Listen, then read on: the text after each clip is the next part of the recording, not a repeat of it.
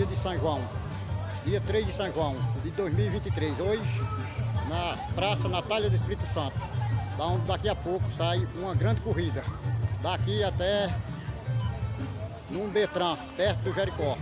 Daqui a pouco instante, nós estamos saindo daqui, mostrando todos os detalhes a vocês. Canal Riqueza do Meu Sertão com Chico Casuzão. Mostrando para vocês aí, a turma já está aí, está preparando. E nós vamos mostrar para vocês aí.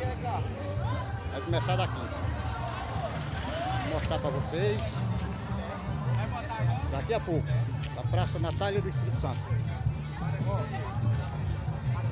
Passar mais não. A gente vai botar os lados e tranquilo.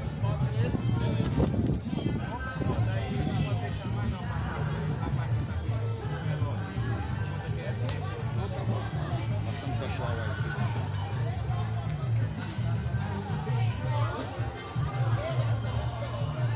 Ei, delícia influenciada, vem a caixa, ei!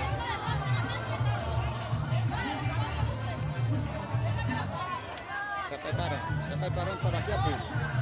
Então, até daqui a pouco. Um abraço para todos e todas do canal Riqueza do Nosso Sertão. Daqui a pouco. Aí, Francisco, tá no jogo. Opa! Que bom!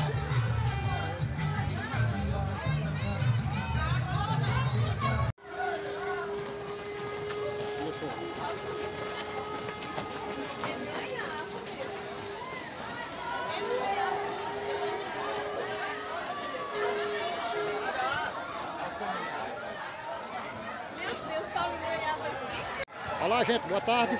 Canal Riqueza do Sertão hoje, na corrida dos meninos aqui, sai da Estrela, circulando a cidade toda. Eu vou falar com um rapaz aqui do Rio Grande do Norte. Como é teu nome? É Silvio. Silvio. É. A corrida foi boa, não foi? Foi muito boa. Você ganhou em primeiro lugar. Isso, foi Primeiro lugar. Primeiro lugar. Então você tá de parabéns, viu? Tá de parabéns. Um abraço aí do canal Riqueza do Nosso Sertão, viu? Muito obrigado. Aquele abraço e assista o canal aí. Eu vou dar uma fichinha depois aí. Essa vitória vai especialmente para minha avó, né? Ela veio a falecer.